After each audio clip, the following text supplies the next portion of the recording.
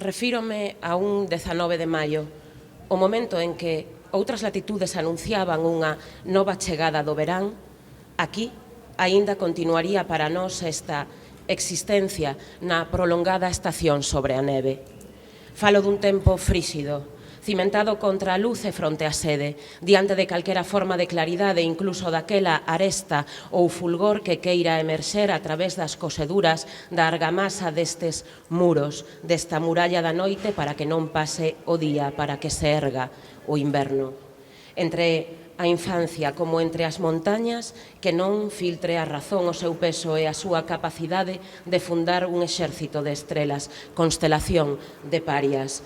Como describo, así é como laceran as probabilidades de tomar o mecanismo que permita abrir, que conceda a organización das mancadas para tatuar nos ollos os confíns da nosa fame común. Refírome a un 19 de maio.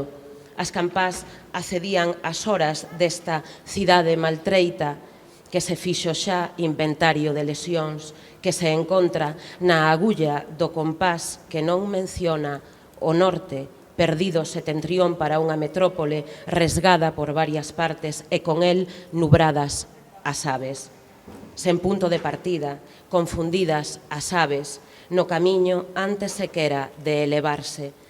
Cerebro que se embarulla sen saber de onde comeza o tempo e cando caen as preguntas. Hai unha agulla de marear que se volveu espiña, que non indica o horizonte recto, que serve só para porse como a frecha directa o corazón mesmo da man escaldada, propiedade de quen frega a louza privada ou allea cuxa posesión se limita a esas mans feridas, a esa calor incesante de corpo expropiado, cunha esperanza antiga pendurando nas tempas. Así se esculpe a nosa calcinada rosa dos ventos, rosa. Onde un animal devora sen esperanza esta sombra de vida ou pel escaldada, este tránsito cara á parede.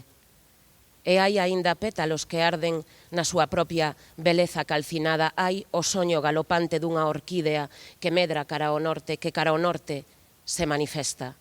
Un animal estéril que se desprende do sol, comprende a luz a través das feridas, olla para nós dende o seu sangue, un can sumido na materia rubia desta época como é ocre tamén o tempo roto, o óxido que o roe.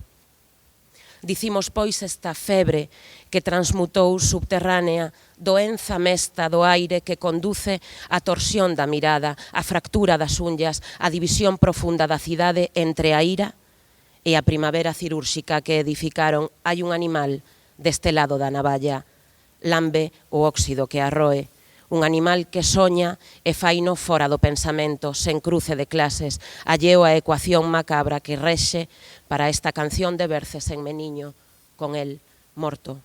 Hai os pulmóns morados, o frío segando cada cousa dos nosos corpos por entre as fendas do cerebro, no corazón do teu iris, de xeo o peito orgulloso das gaivotas.